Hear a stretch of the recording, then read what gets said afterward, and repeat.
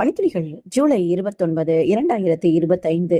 கொடுக்கப்பட்ட தலைப்பு வேற்றுமையை தவிர்த்துவிடு. கொடுக்கப்பட்ட வசனம் லூக்கா 22:26. உங்களுக்குள்ளே அப்படி இருக்கக்கூடாது. உங்களில் பெரியவன் சிறியவனைப் போலவும் தலைவன் பணிவிடைக்காரனைப் போலவும் இருக்க கடவன். ஜார்ஜ் வாஷிங்டன் அமெரிக்காவின் முதல் ஜனாதிபதி. அதற்கு முன் அமெரிக்க இராணுவத்தின் முதன்மை தளபதியாக இருந்தார். ஒரு நாள் வாஷிங்டன் இராணுவ சீருடை இல்லாமல் சாதாரண மனிதனாக ஒரு நகரத்தில் குதிரையில் வலம் வந்தார். அப்பொழுது இராணுவ வீரர்கள் சிலர் கடினமான வேலை செய்து கொண்டிருந்தனர். பெரிய பெட்டிகளை தூக்கி வேறு இடத்திலே வைக்க வேண்டும். இதில் கண்காணிப்பாளரான அதிகாரி கடினமான வேலை வாங்கி கொண்டிருந்தார். வீரர்கள் மிகவும் சோர்வுடன் காணப்பட்டனர். ஒரு மிகப்பெரிய பெட்டியை 6 வீரர்கள் சேர்ந்து அதை தூக்க முடியவில்லை.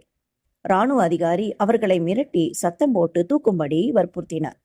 இன்னொரு நபர் சேர்ந்தால் அப்படி தூக்கிவிடலாம். இதை பார்த்த வாஷிங்டன் அந்த அதிகாரியிடம், நீங்கள் சற்று அவர்களோடு சேர்ந்து தூக்கினால் எளிதில் பெட்டியை தூக்கிவிடலாம் என்றார்.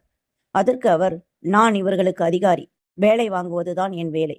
அப்படி இவர்களோடு சேர்ந்தால் என்னை யாரும் மதிக்க மாட்டார்கள், என் கௌரவம் போய்விடும் என்றார். உடனே வாஷிங்டன் குதிரையிலிருந்து கீழே இறங்கி அவர்களோடு சேர்ந்து 7வது நபராக பெட்டியை தூக்க உதவி செய்தார். வாஷிங்டன் சாதாரண உடையில் இருந்ததால் அந்த அதிகாரிக்கு இவர் இராணுவ தளபதி என்று தெரியவில்லை. பிறகு வீரர்கள் சிற்றுண்டி சாப்பிட சென்றார்கள். அவர்கள் கூட வாஷிங்டனும் சென்று சாப்பிட்டார். வீரர்கள் நன்றியோடு மனமகிழ்ச்சி தெரிவித்தனர். அந்த அதிகாரி தனிமையில் தன் அறையில் சாப்பிட்டார். அங்கே வாஷிங்டன் சென்று, இப்படி நெருக்கடி வீரர்களுக்கு ஏற்படும் போது நீங்கள் உதவ மாட்டீர்களா? இராணுவ தளபதியாகிய என்னிடத்தில் சொல்லுங்கள், உடனே வந்து உதவுவேன் என்றார். இதை கேட்டதும் நடுக்கத்துடன் அந்த அதிகாரி எழுந்து மன்னிக்கும்படி கேட்டார். இது தாமதம் என்று சொல்லி வாஷிங்டன் சென்று விட்டார்.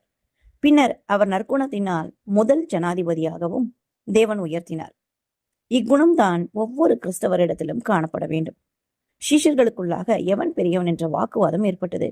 அப்பொழுது இயேசு நான் உங்கள் நடுவில் பணிவிடைக்காரனை போல இருக்கிறேன் என்று